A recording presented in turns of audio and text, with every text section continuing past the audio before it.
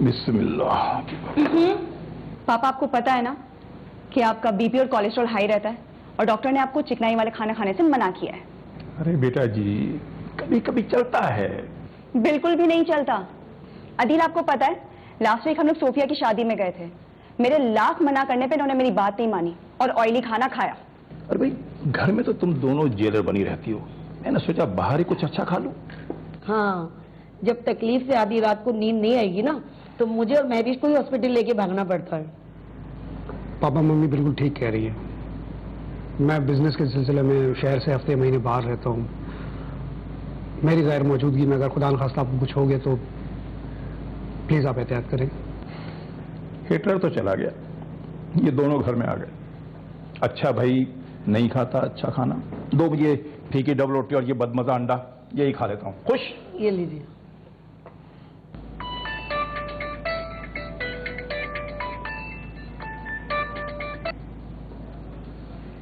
Hello जी, मैं अदील बोल रहा हूँ।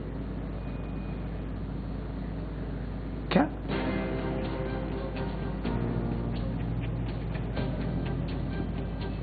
ठीक है, मैं आ रहा हूँ। अदील, कहाँ जा रहे हैं आप?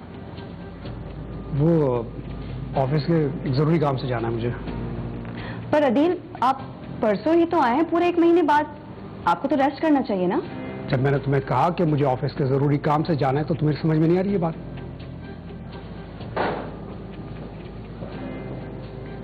महविश, क्यों परेशान हो रही हो? आ जाएगा। अच्छा, जल्दी से नाश्ता खत्म करो और फिर अपने अब्बू की मेडिकल रिपोर्ट्स निकाल दो। तुम्हें पता है ना, डॉक्टर से अपॉइंटमेंट है। देखिए, मियाँ बीवी को एक दूसरे के साथ जब रिश्ता अज़वाज में मुंसलिक होने जाते हैं तो सबसे पहले जो भी बातें हैं वो बिल्कुल स्ट्रेट फॉरवर्ड वे में डिस्कस करनी चाहिए, क्योंकि जब तक ट्रस्ट बिल्ड नहीं होगा, जब तक वो रिश्ता आगे नहीं बढ़ सकता। बगैर ट्रस्ट के रिश्ता बिल्कुल ऐसा है जैसे कोई खोखली बुनियाद, कोई ऐसी इमारत जिसमें पिलर ना हो। तो मियाँ बीवी को एक दूसरे के साथ जो भी बातें हैं, अगर फ़र्ज़ करें कि कोई शादी पहले से की हुई है उसको बताना चाहिए, या कोई बच्चों का इशू है वो बताना चाहिए, किसी ने डाइवोर्स कर दी है वो बताना, यानी जो भी मेन इश्यूज़ हैं जिनका पता होना ज़रूरी है एक दूसरे के लिए, तो वो पहले से डिस्कस होना बहुत ज़रूरी। नहीं यार, कहाँ घूमने जाऊंगी, उनको तो टाइम ही नहीं मिलता। अभी बिजनेस टूर से आए हुए उन्हें 2 दिन भी नहीं हुए, फिर ऑफिस के काम से चले गए। हाँ वो यार, बात सुन, मुझे लग रहा है कि अम्मी पापा आ गए। हाँ, हॉस्पिटल गए थे। चल ठीक है, मैं तुझसे बाद में बात करती हूँ। हाँ, ओके ओके, चल बाय।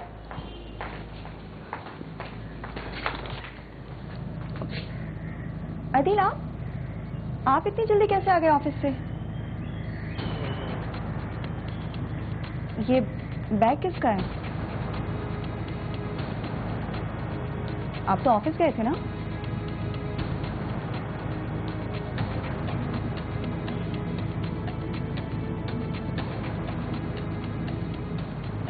अदील, आप तो ऑफिस के किसी काम से गए थे ना? तो फिर ये बच्ची मेरे दोस्त की बेटी है। दोस्त की बेटी? अदील, मैं आपके सभी दोस्तों को जानती हूँ, इवन उनकी फैमिलीज को भी, पर इसे तो कभी नहीं देखा। इस्लामाबाद में मेरा बिजनेस पार्टनर है ना, ये उनकी बेटी है। अच्छा बेटा, आपका नाम क्या है? यहाँ आओ। अदिल, कौन है ये बच्ची? अब अम्मी, वो अदील के कोई इस्लामाबाद वाले बिजनेस पार्टनर है, उनकी बेटी है। एंड आई होप ये बिजनेस पार्टनर कोई लड़की नहीं है। अच्छा चलो, देखो वो तुम्हारे पापा को डॉक्टर ने दवा बदल के दी है, बल्कि ऐसा करो तुम खाना लगवा दो ताकि खाना खा लें तो इनको दवा दे दें। ये जी अम्मी, दीजिए। आइए पापा। The key element is tolerance, बर्दाश्त करना। बर्दाश्त ये नहीं होता कि आपको कोई चीज़ अगर थोड़ी सी बुरी लगी तो आपने वो, बर्दाश्त ये है कि आपकी मर्जी के टोटली ख़िलाफ़ है चीज़ और आप उसको एक्सेप्ट करते हैं, आप उसको इग्नोर करते हैं, आप उसके साथ चलने की कोशिश करते हैं। तो अगर कोई बड़ी से बड़ी बात भी पता चले तो सोचना ये चाहिए कि रिश्ता तोड़ना बहुत आसान है, लेकिन रिश्तों को निभाना, रिश्तों को साथ लेके चलना, ये एक आर्ट है। और अगर सब लोग इन चीज़ों को फोकस करें, इन चीज़ों को अप्लाई करना शुरू करें ज़िंदगी में, कि चाहे कुछ भी हो हमने अपने रिश्ते को संभाल के चलना है, तो आजकल जो ये डाइवोर्स रेशो आप देख रहे हैं, ये ग्राफ भी कम हो जाएगा।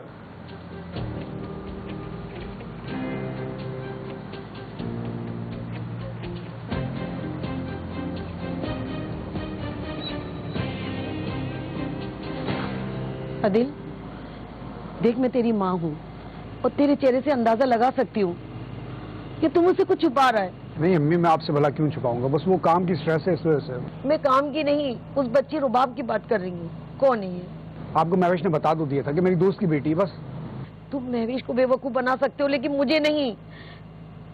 क्यों आई है वो यहाँ? क्या हो गया आपको? मेरा दोस्त और उसकी वाइफ अमेरिका चले गए और रुबाब का वीजा नहीं लगा। कुछ दिनों की उन्होंने मुझसे फेवर मांगी और मैं उसे यहाँ ले आया। इस कराची शहर में उसका कोई रिश्तेदार नहीं है जो उसने तुमसे फेवर मांगी? क्या हो गया? इतनी सी बात को क्यों आप चली जाएगी वो बच्ची? क्यों प्रॉब्लम क्रिएट कर रही है यार अम्मी आप? प्रॉब्लम वो बच्ची नहीं है, प्रॉब्लम तुम्हारा झूठ है। सर पे हाथ रख और कसम खा, बता ये बच्ची कौन है? बताता क्यों नहीं? रुबाब मेरी बेटी है। क्या? 9 साल पहले मैं इस्लामाबाद गया था सेमिनार अटेंड करने। वहां मेरी मुलाकात नाहिद से हुई थी, वो लावारिस से। अम्मी मैं नहीं जानता कि वो कब मेरे दिल में घर कर गई और मैंने उससे निकाह कर लिया। मैंने बहुत कोशिश की, बहुत चाह आप लोगों को बताने की, मगर हिम्मत ही नहीं बन पाई। पिछले साल उसे कैंसर डायग्नोज हुआ। मैंने उसका बहुत इलाज कराया मगर वो बच नहीं पाई। अम्मी नाहिद की ख्वाहिश थी कि उसकी बच्ची, मेरा मतलब है कि हमारी बेटी लावारिसों की तरह जिंदगी ना गुजारे, इसीलिए मैं उसे यहाँ ले आया। और अगर इस बात का महवेश को पता चल गया तो क्या होगा? क्या अम्मी, किसे क्या पता चल जाएगा? वो महवेश बेटा, बस मैं आदिल से यही कह रही थी कि तुम्हारे पापा का कोलेस्ट्रॉल बढ़ गया है। अगर महवेश को पता चल जाएगा तो वो नाराज होगी। अम्मी इसी वजह से ना मैं पापा के खाने पे बहुत सख्ती करती हूँ। देख रहे हैं दिल आप? हाँ बेटा, तुम सही कह रही हो। अच्छा बेटा, रुबाब सो गई? पता नहीं अम्मी, पापा के साथ थी। मैं जाके देखती हूँ उसे, ठीक है? हाँ, हाँ बेटा, हाँ जा तुम देखो, जाओ।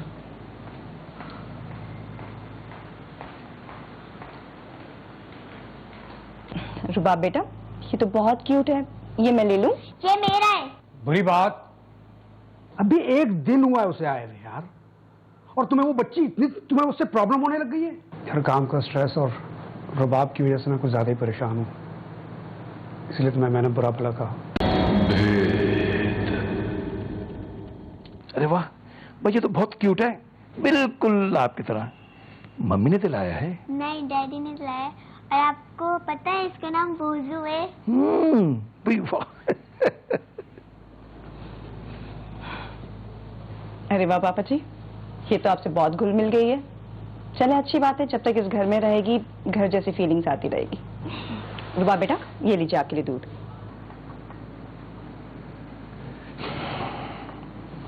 ये लो।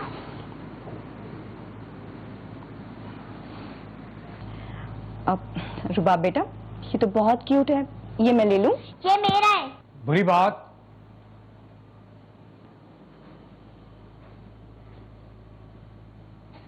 नहीं बेटा, बच्चे बड़ों से इस तरह से बात नहीं करते।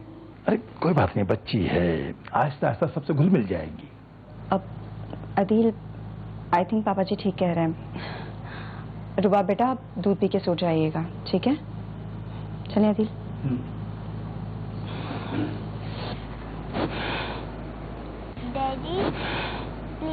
डैडी प्लीज आज आप मेरे साथ सो जाएं। आदि, डैडी? एक्चुअली मेरा दोस्त मुझे आदि कहकर पुकारता है ना, तो उसके सुना सुनाई ये भी मुझे आदि कह रही है। बेटा आप सो जाएं। डैडी मेरे ख्याल से काफी रात हो गई है, आप भी सो जाएं। चलिए। हाँ ओके पापा। आई पापा जी।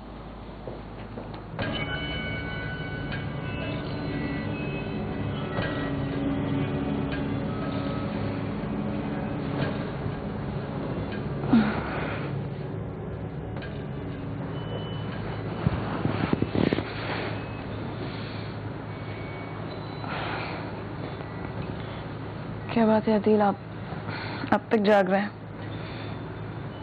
तबीयत ठीक है आपकी? ठीक हूँ। कोई परेशानी है क्या? नहीं, बस वो काम का स्ट्रेस है। तुम सो जाओ। अच्छा अदील, वो रुबाब के पेरेंट्स कब तक आएंगे? क्यों? नहीं, बस वैसे ही पूछ रही हूँ। छोटी सी बच्ची है और फैमिली को बहुत मिस कर रही होगी ना अपनी। नहीं, वो तुम उसकी फिक्र नहीं करो। मुझसे काफी अटैच्ड है और पापा के साथ भी काफी घुल मिल गई है। जी देखा था मैंने, काफी अटैच्ड है आपसे, बिल्कुल लग के बैठी हुई थी आपसे। इवन आपको नाम से भी पुकार रही थी। ऐसा लग रहा था जैसे आप उसे रोज मिलते हो। अब अच्छा दिल, मैं क्या सोच रही थी कि क्यों ना हम कहीं आउटिंग पे जाएं। वैसे तो आपको टाइम मिलता नहीं है, बहुत बिजी रहते हैं आप। तो रुबाब आई है तो इसी बहाने आप मुझे कहीं घुमाने ले जाएं। मतलब क्या तुम्हारी इस बात का? यार ये मुझे तुम्हारी फिक्र नहीं है, मैं अपने फराइज ठीक से निभा नहीं रहा हूँ, यही कहना चाह रही हो ना तुम? और ये रुबाब रुबाब रुबाब, ये जिक्र हमेशा से हर, मतलब कोई बात और नहीं है तुम्हारे पास? अभी एक दिन हुआ है उसे आए हुए यार, और तुम्हें वो बच्ची इतनी, तुम्हें उससे प्रॉब्लम होने लग गई है अदील यार। बस बस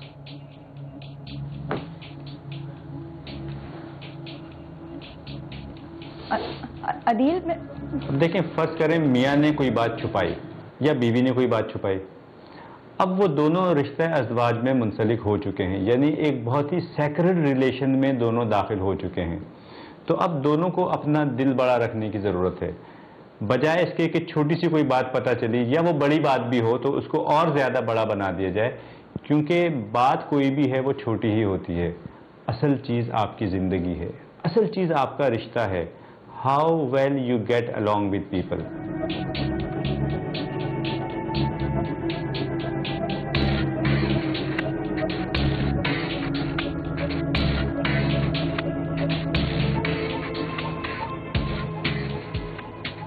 उठ गए तो नाश्ता लगा दूं आपका? घर वाले नाश्ता कर चुके हैं। रुबाब ने नाश्ता कर लिया? रुबाब इस घर में है तो वो भी घर वालों में शामिल हुई। और वैसे भी मुझे उस बच्ची से कोई प्रॉब्लम नहीं है। यार कल रात के लिए आई एम सॉरी।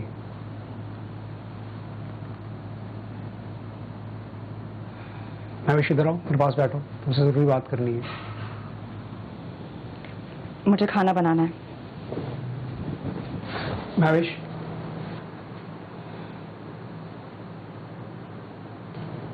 यार काम का स्ट्रेस और रुबाब की वजह से मैं कुछ ज्यादा ही परेशान हूं, इसलिए तो मैंने बुरा भला कहा।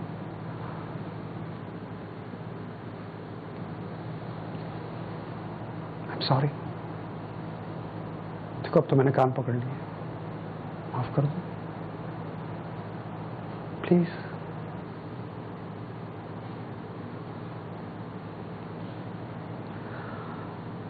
मुझे बहुत भूख लग रही है, अगर नाश्ता मिल जाए तो बड़ा अच्छा हो जाएगा। ठीक है, मैं आपका नाश्ता लगाती हूँ। तुम्हारी शादी को तकरीबन 10 साल हो गए। माँ बनने की खुशी से तुम महरूम हो। अम्मी, अल्लाह की मर्जी के आगे तो किसी का बस नहीं चलता ना। क्यों ना हम कोई बच्चा गोद ले लें? बच्ची के आने से घर में कितनी रौनक आ गई। मेरे घर की रौनक तो मेरी बेटी महविश है। ये क्या हो रहा था? क्या हो रहा था? जो तुम्हारे साहबजादे बाहर तमाशा कर रहे थे। कौन सा तमाशा कर रहे थे? आपसे तो बच्चों की खुशियां ही नहीं देखी जाती।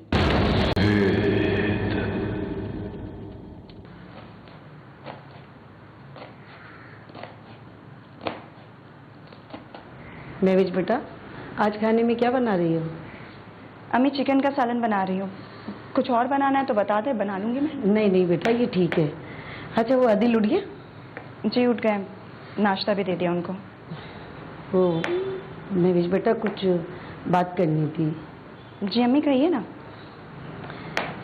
कुछ समझ भी नहीं आ रहा, कैसे कहूँ। क्या बात है अम्मी, पापा की तबीयत तो ठीक है ना? हाँ हाँ बेटा, उनकी तो तबीयत ठीक है। पर अम्मी फिर बात क्या है, आप इतनी परेशान क्यों हैं, कहिए ना। वो बेटा, देखो बेटा, मेरी बात का बुरा नहीं मानना, मैं तुम्हारी माँ जैसी हूँ। अम्मी आप मेरी माँ जैसी नहीं, बल्कि आप मेरी माँ हैं, और माँ की बातों का बुरा नहीं माना जाता, कहिए ना।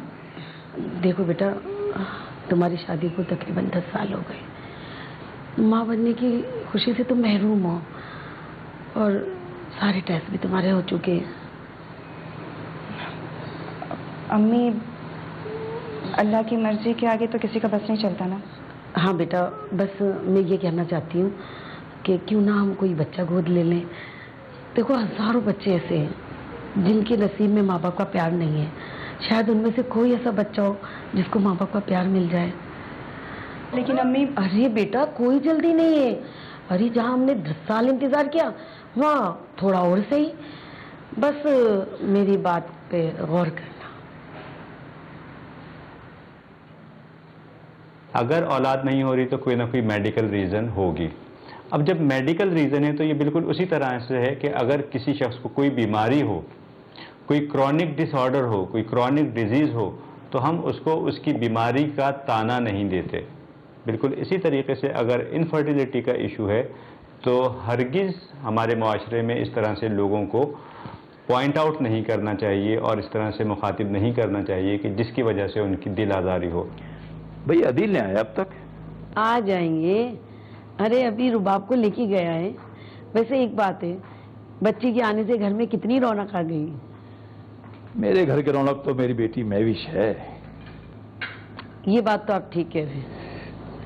शुक्रिया। वाह क्या बात है।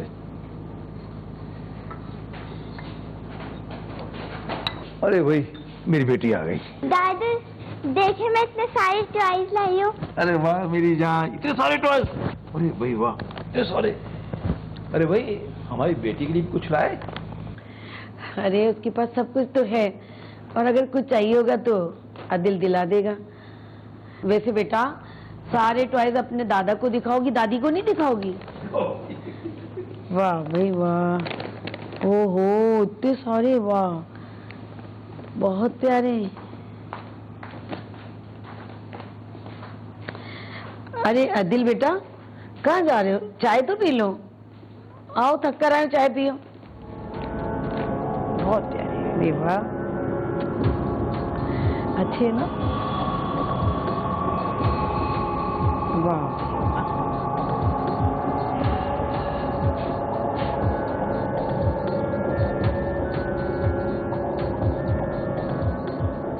क्या हो गया? क्यों परेशान हो? ये क्या हो रहा था? क्या हो रहा था? जो तुम्हारे साहबजादे बाहर तमाशा कर रहे थे। कौन सा तमाशा कर रहे थे? आपसे तो बच्चों की खुशियां ही नहीं देखी जाती। क्या उस खुशी के चक्कर में किसका दिल दुख जाए? अरे तो किसका दिल तोड़ दिया, किसको दुख पहुंच गया? तुमने महविश की हालत नहीं देखी, कैसे घुट रही थी बेचारी। अब आप तो छोटी सी बात को नहीं इतने तूल दे रहे हैं। आपने देखा नहीं, उस बच्चे के आने से इस घर में कितनी रौनक है, और आपका भी दिल लगा रहता है। फिर उसमें महविश का क्या मसला है? तुमसे तो बात करना ही बेकार है। अच्छा, कहाँ जा रहे हैं आप? अदील के पास। उसको कहने के बच्ची को किस रिश्तेदार के छोड़ के आए। उसका कोई रिश्तेदार नहीं है। क्या कर रहे हैं? अदिल, अदिल की अपनी बेटी है, हमारा खून है वो। क्या क्या कह रही हो तुम? होश में तो हो? मैं सच कह रही हूं। जब अदिल रबाब को लेके इस घर में आया था, मेरी भी हालत आपकी जैसी थी। फिर मैंने उसको अपनी कसम दी तो उसने मुझे सब कुछ सच बता दिया। अब उस बच्चे का कोई नहीं है हमारे अलावा। और इतनी बड़ी बात तूने मुझसे भी छुपा के रखी, और महविश का ख्याल भी नहीं आया तुम्हें? उस बच्चे की मां मर चुकी है कैंसर से। बस मैं भी थोड़ी लालची हो गई थी कि मेरे अपने खून को मैं किस तरह अपने से अलग करूं। वाह सबा बेगम वाह, साबित हो गया कि सास सास होती है, मां कभी नहीं बन सकती। अगर तुम्हारी अपनी बेटी के साथ ये हुआ होता तो क्या तुम उसके शौहर को माफ करती? हरगिज नहीं। अरे बहू की औलाद नहीं हुई तो तुमने नजरें फेर ली? मैंने कोई से नजरें नहीं फेरी, वो कल भी बेटी थी और आज भी, और उसकी भी तो गोद भर गई ना।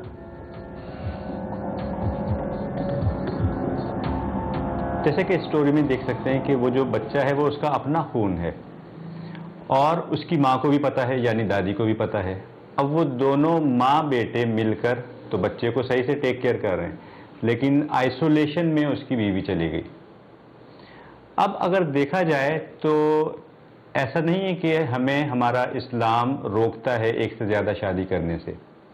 अगर उस शख्स ने पहले से शादी की हुई थी, बीवी है या नहीं है वो एक अलग मैटर है, लेकिन उसके बावजूद उसको अपनी दूसरी बीवी के साथ अच्छे तरीके से ताल्लुकात रखने चाहिए थे। और बेहतर चीज़ ये थी कि वो अपनी दूसरी बीवी को एतमाद में लेता और उसके बाद में फिर शादी को आगे बढ़ाया जाता। रुबाब के माँ बाप कौन है? तुम्हें क्या हो गया अचानक से? असलम, आप कुछ बोलते क्यों नहीं है? रोके इसको। तुमने और तुम्हारे बेटे ने मुझे कुछ कहने काबिल छोड़ा है? अरे बड़ा तो मेरा शौहर है, पहले एक बीवी में और अब एक बेटी में। क्या चाहिए रुबाब को? मुझे हुक्म दिया जाए ताकि मैं उसे खिलाऊं। हाँ बताओ मुझे क्या चाहिए रुबाब को? बताओ ना रुबाब, क्यों खामोश हो और मुस्कुरा रही हो? हैं? रुबाब के माँ बाप कौन है?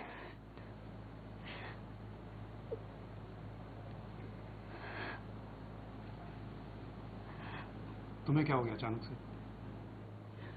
रुबाब के डैड को कॉल मिलाइए, मुझे अभी उससे बात करनी है। वो बिजी हो गया, हम बाद में बात कर लेंगे उससे। ऐसे कैसे माँ बाप होते जो अपनी बच्ची को दोस्त के पास छोड़ के उसकी खैर खबर तक लेना भूल जाए? तो सीन क्रिएट मत करो, तुम आओ मेरे साथ रूम में, हम बात करते। आओ। नहीं, अरे जो भी बात होगी आज अभी और यही होगी। बात सुनो, ये तुम्हारी डैडी है ना? बोलो डैडी है ना? अरे छोड़ो इसे, अरे छोड़ो इसे। नहीं, इसकी वजह से मुझे प्रॉब्लम हुई है, अभी इस घर में नहीं रह सकती। चलो निकलो। अरे मैं कह रहा हूँ छोड़ो इसे। रुक क्यों गए? उठाइए हाथ, मारिए मुझे। जो आज तक नहीं हुआ वो अब कर लीजिए। ये आपका खून है ना, आपकी बेटी। मैं आपको औलाद ना दे सकी, मुझ में कमी थी। मारिए मुझे, मारो। चुप हो जाओ यार, चुप हो जाओ, चुप हो जाओ। तुमसे तो बात करना ही फजूल है। चलो बेटा, हटो सामने से, हटो। अमूमी तौर पे देखें, अगर मर्द में नुक्स है तो मर्द को कोई नहीं बोलता, ठीक है, लेकिन अगर बेचारी औरत में कोई नुक्स है तो उसको बांझ कह कह के जिंदा लाश बना देते हैं। तो ऐसी सूरत में सोसाइटी को भी ख्याल रखना चाहिए और उस औरत को भी अपने माइंड को इस तरीके से ट्रेन करना चाहिए कि ये जो भी कुछ है इसमें मेरा कसूर नहीं है, ये अल्लाह ताला की तरफ से है। दुनिया में कोई भी शख्स अगर उसको कुछ कह रहा है, चाहे वो सास हो, ससुर हो, उसका शौहर हो, नंदे हो, कोई भी शख्स है, तो ये उनका अपना परसेप्शन है, उनका अपना माइंडसेट है, उसको अपने दिमाग पे सवार नहीं करना चाहिए। असलम, आप कुछ बोलते क्यों नहीं है? रोके इसको। तुमने और तुम्हारे बेटे ने मुझे कुछ कहने काबिल छोड़ा है? मुझे तो अफसोस है कि मेरी बच्ची तकलीफ में है।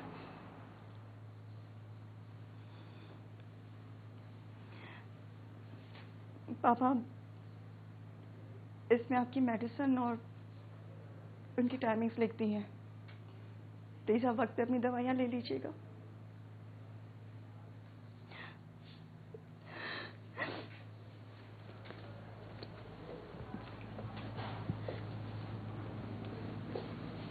दिल बेटा, मैं भी शुरू घर छोड़ के जाऊंगी। महविश प्लीज मुझे एक आखिरी मौका दे दो। मैं मानता हूं कि मुझसे बहुत बड़ी गलती हुई है, मगर उसकी सजा तुम मेरे घर वालों को क्यों दे रही हो? तुम जानती हो कि तुम्हारे बिना पापा एक पल भी नहीं चल सकते। गलती? अनिल, आपसे गलती कहाँ हुई है? आपने तो इस घर को वारिस दिया है जो कि मैं कभी नहीं दे सकी। फिर तो गलत मैं हुई ना। मैं तो समझती थी कि मेरा शौहर बिजनेस के सिलसिले में महीनों घर से बाहर रहता है। मुझे क्या पता था कि ये है आपका असल बिजनेस। औलाद थी ना आपके पास, इसलिए आप मुझे बर्दाश्त कर रहे थे, वरना मेरी वैल्यू तो इस घर में रखे किसी फालतू सामान से कम नहीं है। नहीं, ऐसा नहीं है यार। मैं मानता हूं कि मैंने तुम्हारे साथ बहुत गलत किया, मगर प्लीज ऐसे मत जाओ। तुम यही चाहती हो ना कि रुबाब इस घर में ना रहे, तो ठीक है, मैं इसे वापस हॉस्टल भेज दूंगा, मगर मुझे प्लीज प्लीज यार एक मौका तो दो।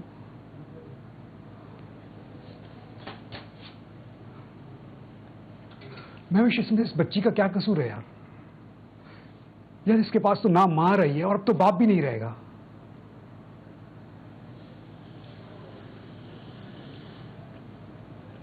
ठीक है, चलो बेटा, आओ आओ बच्चे, आओ। एक बार,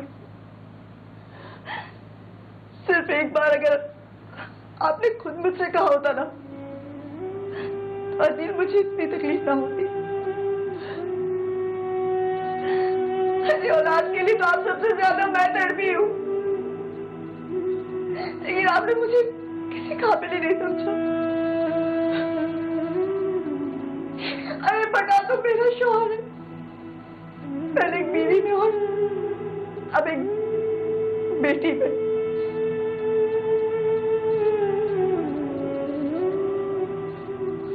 माफ कर दो प्लीज। बेटा, हमें माफ कर दो। कहीं ना कहीं हम सभी तुम्हारे मुजरिम हैं, और इस बच्ची को अपना इसका तुम्हारा दुख कम हो जाए। हाँ मैं विश बेटा, तुम्हारे पापा बिल्कुल ठीक है।